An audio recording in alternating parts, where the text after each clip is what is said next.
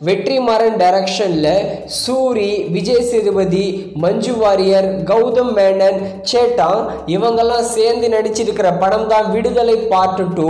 இந்த படத்தை இன்னைக்கு தியேட்டர்ஸ்ல ரிலீஸ் பண்ணியிருக்காங்க. விடுதலை 2 படம் எப்படி இருக்குன்னு பார்க்கலாம்.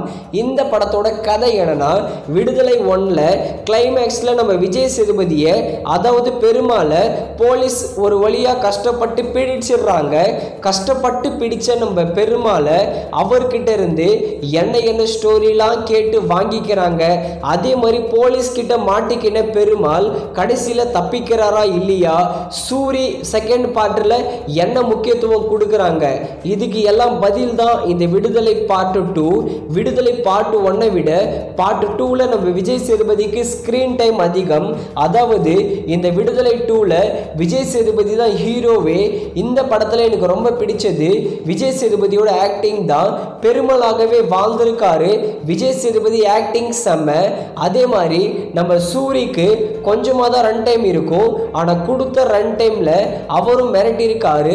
ஆக்ஷன் சீக்வன்ஸ் எல்லாமே நம்ம விஜய் சேதுபதி மாதிரியே சூரியோ வேற லெவல் பண்ணிட்டாரு. அதே மாதிரி சினிமாட்டோகிராஃபி எல்லாமே தரமா இருக்கு. வெற்றிமாறன் டைரக்ஷன்னாலே ஒரு படம் தரமா இருக்கும். அதே மாதிரி தான் இந்த விடுதலை பார்ட் 2வும். அதே மாதிரி இன்டர்வலும் பேங்கரா இருந்தது. கிளைமேக்ஸும் செம்மையா இருந்தது. இளையராஜாவோட சாங்ஸ் எனக்கு ரொம்பவே பிடிச்சிருந்தது.